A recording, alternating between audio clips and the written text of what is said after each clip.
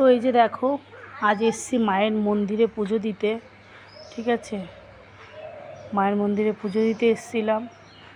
তো মা আমার একটা মানসিক করেছিলাম মায়ের কাছে, তো সেখানেই এসছিলাম পুজো দিতে। আর এই যে বাবা, এই জায়গাটা আসলে এত ভালো লাগে, মানে কি বলবো তোমাদের, জায়গাটা এত সুন্দর।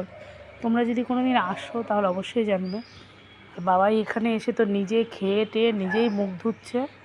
ঠিক আছে, এখানে বজরংবলীর মন্দিরও আছে। জায়গাটা এত সুন্দর, তোমাদের কি বলবো। দেখো, কি করব বলো, কেউ তো নেই আমাদের কথা ভাবার কেউ নেই, মানে নিজেরাই নিজে চলে আসলাম। দেখো এই জায়গাটা দেখো কত সুন্দর, রাধা কৃষ্ণ বসে আছে নাকি? হ্যাঁ, ঠিকই তো। এই যে আমাদের বজরংবলী, এই যে আমাদের বজরংবলী, আমাদের সবার প্রিয় বজরংবলী। তো কে কে আসুনি জায়গাটায় অবশ্যই এসো। তোমাদের বাড়ি কোথায় কাকিমা? ও,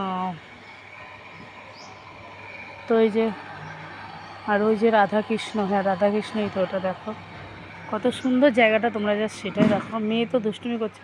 বাবাই বজরংবলী এখানে একটু নমস্কার করো, নমস্কার করো বজরংবলীকে।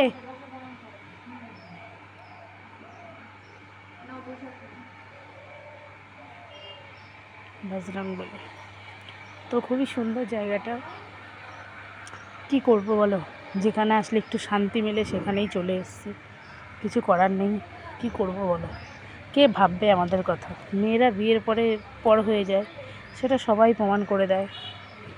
আর যাকে একমাত্র আপন বলে ভাবে সেই দূর দূর করে দেয়। তো কি বলবো।